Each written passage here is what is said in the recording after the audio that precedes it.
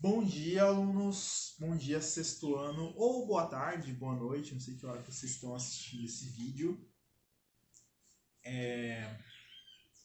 Primeiramente, gostaria de falar algumas coisas para vocês, né?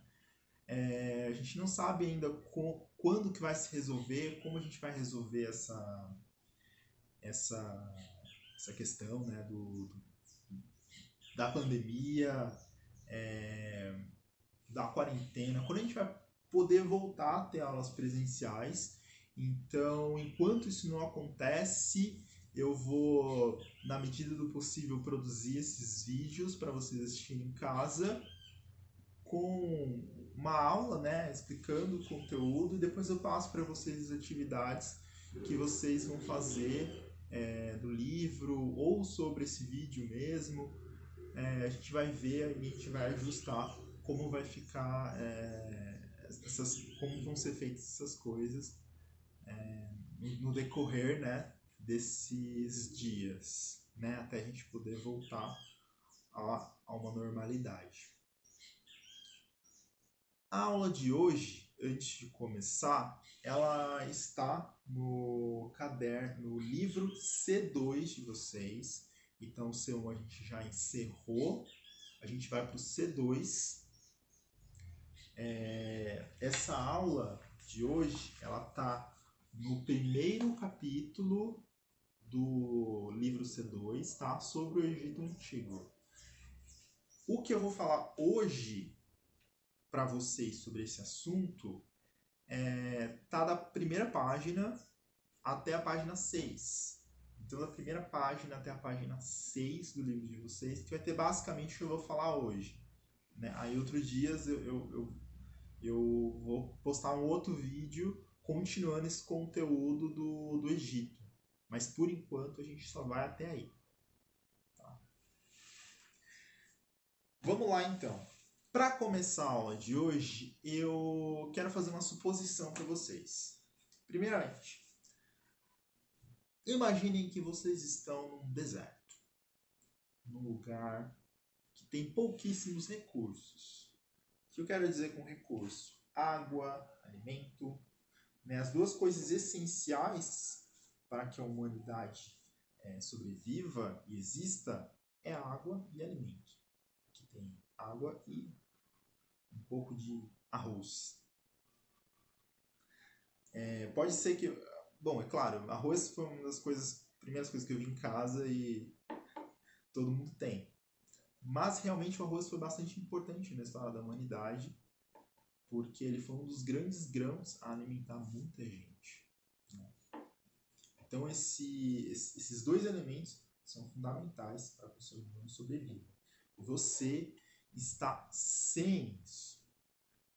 Você está no deserto, você está numa região sem muita coisa, sem animal para você conseguir comer, até porque os animais não tem muito animal em regiões desérticas, por motivos óbvios, né? Eles não conseguem sobreviver também. E aí, um certo dia, caminhando lá, loucamente procurando um lugar legal, você acha um paraíso. Você acha um grande rio no meio do deserto. E para melhorar tudo isso, esse rio, essa região em torno do rio, próximas às margens do rio, é uma região bastante fértil e dá para plantar muita coisa e dá para viver muito bem. Mas tem um grande problema. Quando você chega lá, não é só você que teve essa grande ideia, mas uma grande quantidade de pessoas tiveram a mesma ideia que você e você vai ter que disputar essa terra com essas pessoas. Agora ficou ruim, né? Bom, basicamente foi isso que aconteceu em 4 regiões do ser humano, da humanidade, pela primeira vez há mais ou menos 5.000 anos atrás.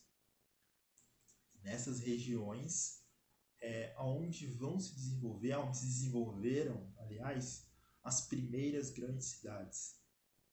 Porque você tinha muita gente em um lugar só, né, disputando essas terras, disputando esses recursos. Que lugares são esses? a região próxima ao Rio Amarelo, na China. Na China tem gente pra caramba até hoje. A região próxima a um rio chamado Ganges, na Índia. Uma região chamada Mesopotâmia, próxima aos rios Tigre e Eufrates. E na África, na região próxima ao rio Nilo. Então, nessas 4 regiões do mundo, quase que ao mesmo tempo, esse processo começa a acontecer.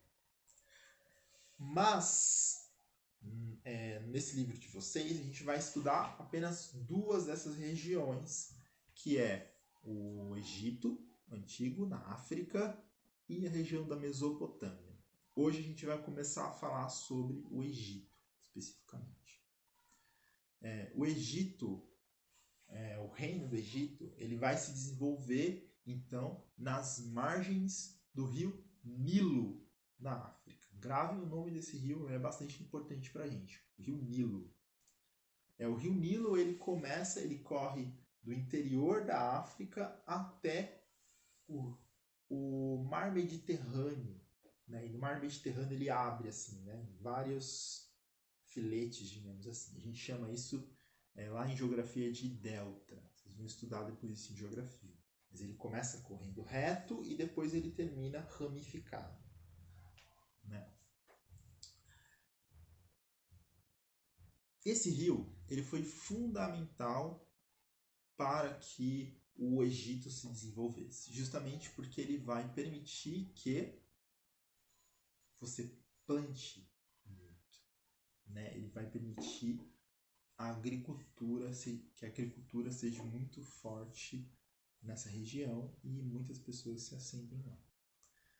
Inicialmente, antes mesmo da existência do Reino do Egito, quando esses primeiros grupos começam a se fixar nessa região, eles começam já de cara a disputar a terra, aquilo que eu falei no início do vídeo. Né? Então você tem uma terra agricultável, que a galera pode plantar muito, mas essa terra é limitada, porque essa terra é justamente a que está ali nas bordas do rio. Se você sai um pouquinho do rio, você vai para o deserto, né?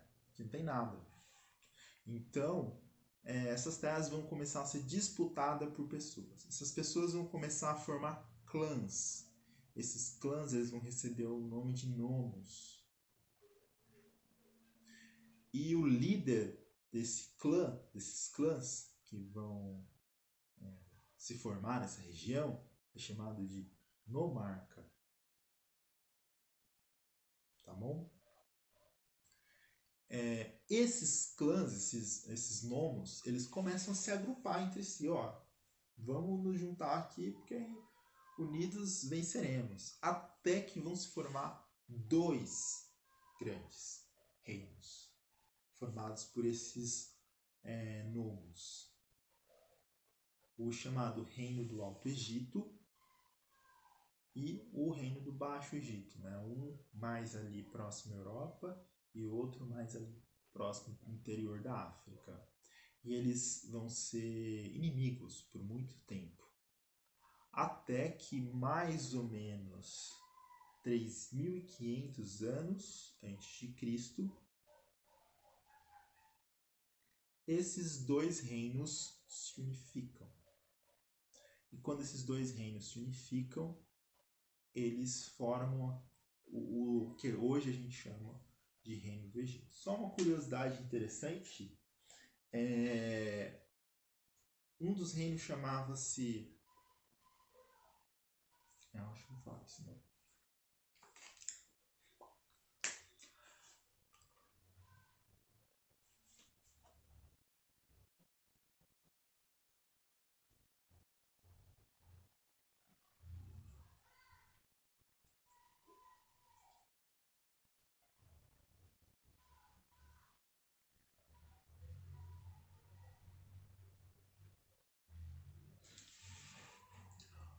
Quando ocorre a unificação do Reino do Egito, esse reino vai formar um estado. Tá? Eles formam um estado. O que quer dizer isso, estado? Um estado, da mesma forma como a gente pode falar no estado do Brasil, ele administra um determinado território, né? Então, esse grupo de pessoas, que é uma elite, e que vai administrar o Antigo Egito, é que a gente vai chamar de o Estado, né? Que vão compor o Estado. E o principal líder desse Estado, ele vai ficar conhecido pelo nome de Faraó.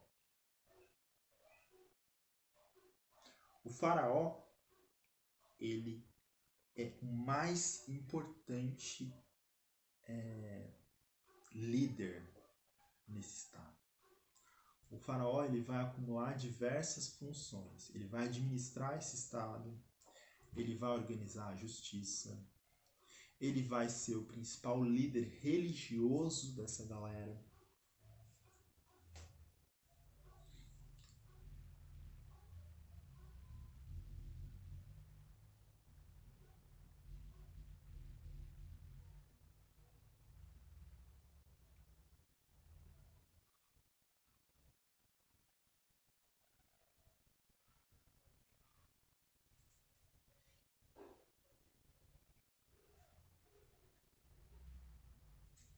O faraó ele vai se tornar a principal autoridade no Egito Antigo. Ele não só vai ser o responsável por administrar esse território, como também ele vai ser o que vai organizar. Calma. O faraó, ele vai ser o principal. O faraó, ele o faraó, ele vai ser o faraó se torna a principal. O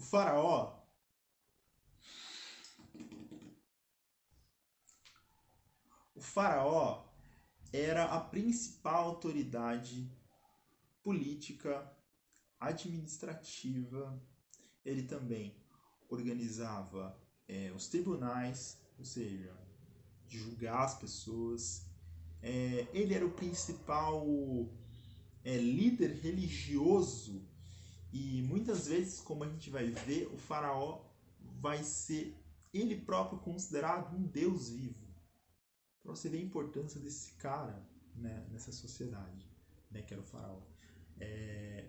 Mas o faraó nem sempre foi o mesmo, claro, porque os faraós iam morrendo, que é óbvio, e muitas vezes você tinha disputa entre as famílias, e aí uma família destronava a outra e colocava outra família no lugar. Ao total, a gente teve mais ou menos 31 famílias, que a gente chama de dinastias, né? Que governaram o Egito em toda a sua existência. O Egito teve uma longa vida, né? Teve mais de 3.000 anos de existência enquanto Estado. Então, nessa existência toda, você teve mais de 31 famílias que governaram. E além do faraó, quem estava um pouco abaixo do faraó, na hierarquia, né? É como se fosse uma pirâmide. Lembrem-se dessa expressão, né? Não pirâmide no sentido das construções, né? Que a gente vai ver ainda em aulas daqui para frente. Mas as pirâmides, uma pirâmide como assim? Existe um topo, existe aquele cara que manda, quem está ali no topo dessa pirâmide, assim, se a gente pensar numa pirâmide assim. Que nem tem no livro de vocês também, na página 6. Né? Se a gente for pensar numa pirâmide, esse topo aqui é o faraó. Logo abaixo do faraó, as pessoas mais importantes eram nobres e os sacerdotes. Quem são nobres? São outras famílias importantes e ricas que existiam no Egito, que eram proprietárias de terra. Lembra que a gente falou que tinha disputa entre os nomos e disputa para saber quem ficava com as maiores terras? Algumas famílias ficaram muito ricas porque se tornaram mais proprietárias de terra. E o próprio faraó era o grande proprietário de terras, né? O Estado do Egito, representado pelo faraó, era o grande proprietário de terras. Então quem tinha mais terras eram esses caras que estavam logo abaixo do faraó, né? O faraó tinha mais, e esses nobres, essas pessoas ricas, eram aquelas que tinham ali também uma grande quantidade de terras, de produção, de renda, né? Para poder vender. E os sacerdotes, eles eram a base da religião, né? E a religião também, ela é muito importante no Egito Antigo, né? O Estado e o templo, eles se complementavam, né? Um mantinha o outro, né? Os sacerdotes mantinham a fé que existia nos imperadores, né? E isso era fundamental para o prosseguimento dessa hierarquia, né? Pro imperador continuar sendo visto como rei, adorado, etc. e tal. Então, os sacerdotes, eles eram muito importantes nisso. Logo abaixo dos sacerdotes e dos nobres, a gente tem os soldados. Se vocês forem acompanhando aí no caderno de vocês. Então, os soldados, eles representam a base armada, né? A gente não consegue impor, um Estado não consegue impor a sua vontade sobre as demais pessoas se ele não tiver um grupo que seja violento, que seja capaz de impor a vontade do Estado sobre as demais pessoas. E esse grupo vai ser o exército. Então os soldados, eles também estão aqui como um grupo muito importante, logo abaixo dos sacerdotes e dos nobres. Abaixo dos soldados, a gente tem os escribas. Os escribas, eles eram as pessoas que tinham domínio sobre a linguagem. Apesar de todo mundo hoje ir para a escola e aprender a escrever, nessa época isso não acontecia. Poucas pessoas conseguiam ler as duas formas de escrita que existiam no Egito Antigo. A mais famosa, a gente depois vai ver lá para frente, que é a hieroglífica. Mas poucas pessoas conseguiam dominar essa escrita. E esses caras eram responsáveis por escreverem as histórias de vida dos imperadores. Isso fazia com que os imperadores fizessem uma espécie de propaganda de si mesmos, né? Em segundo lugar, os escribas também conseguiam organizar os impostos, porque um Estado, para funcionar, ele também capta imposto ou imposto através de trabalho, como a gente vai ver daqui a pouco. Você pega o imposto das pessoas para poder construir as coisas, para poder construir obra pública, ou até mesmo para fazer um suntuoso templo para honrar o faraó, que não tem entidade nenhuma para a sociedade. Mas é isso. Né? Então, os escribas, eles eram responsáveis por organizar toda essa parte mais, digamos que, burocrática desse Estado. Né? Esse Estado, ele precisa colher imposto, ele precisa saber quem pagou, quem não pagou, e tudo isso precisa ficar anotado, e esses caras é que dominavam a escrita para poder anotar essas coisas. Mais uma coisa, logo abaixo dos escribas a gente tem os comerciantes. Então, conforme o Estado do Egito cresce, se desenvolve, tudo que sobra na produção vai para o quê? Vai para ser comercializado. Então, um intenso comércio começa a existir. Então, esses comerciantes também são um grupo importante, mas já um pouco abaixo aí. Abaixo dos comerciantes a gente tem os artesãos, são as pessoas que fazem os trabalhos manuais. Né? Você precisa construir um barco, você precisa construir alguma coisa do tipo. A gente tem bastante barco que sobrou, alguns quase inteiros, assim, por conta do tempo árido, né? Muitas coisas do Egito Antigo, elas se mantiveram, né? Elas não estragaram com o tempo, né?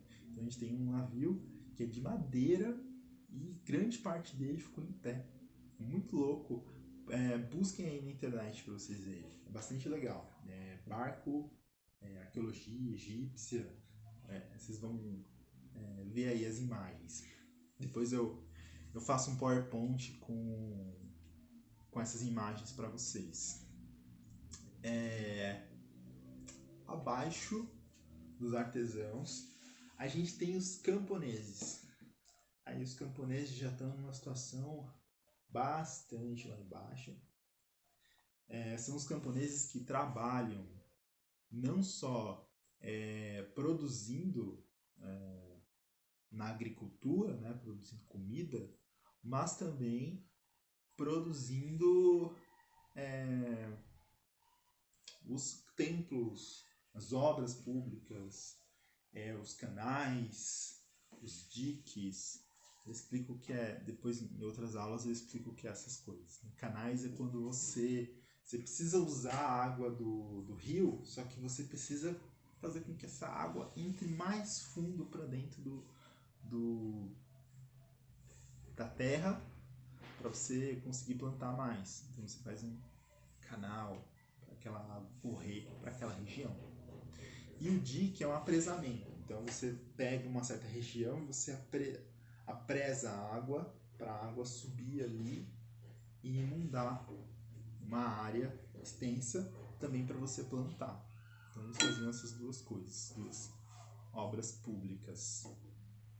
Então são os camponeses que vão trabalhar nessas obras públicas, inclusive, como a gente vai falar mais para frente, são justamente os camponeses que a gente também pode chamar de servos, né? A gente chama de servo ou camponês.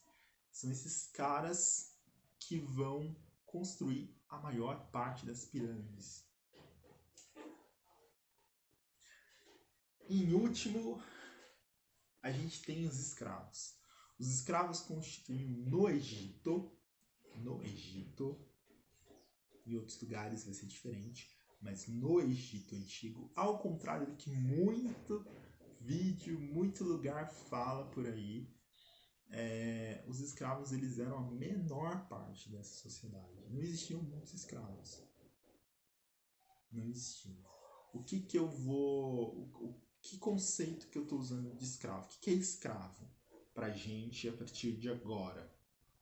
Escravo é uma pessoa que é considerada propriedade de outra pessoa. A gente vai usar essa ideia de escravo sempre daqui pra frente, tá? Então, escravo é alguém que não é proprietário de si mesmo. Ele é propriedade de outra pessoa. Claro que isso é um absurdo, né? Pelo menos ele era considerado por essas sociedades como propriedade de outra pessoa. Tá. Os servos, por exemplo, para a gente poder separar isso dos servos ou camponeses. Porque, como a gente vai ver, os servos também faziam trabalhos obrigatórios. Por exemplo, ir lá ajudar a construir a pirâmide do Ramsés. Eu tinha que participar. Eu não podia falar assim, não, hoje eu tô de boa, né? Não quero fazer isso. Não, você tinha que participar, você tinha que ir lá e fazer e contribuir, né, com a construção desse monumento. Mas você não recebia nada por isso, é um trabalho obrigatório, não remunerado. Pô, mas esse cara não é escravo? Tá, mas esse cara não é propriedade de outra pessoa. Ele tinha um trabalho obrigatório que era considerado quase como uma ideia de imposto, assim, se era próximo à ideia de imposto. É terrível também, não era fácil, mas esse cara não era considerado uma propriedade de outra pessoa. É isso que eu tô falando. Então, os escravos eram as pessoas que eram consideradas propriedade de outras. Certo? Bom, então a gente termina por aqui a aula de hoje. Só esses tópicos, né? E aí fiquem atentos aí que eu vou passar para vocês depois a atividade referente a esse conteúdo aqui por enquanto que eu passei. Então a gente se vê na próxima aula e até mais.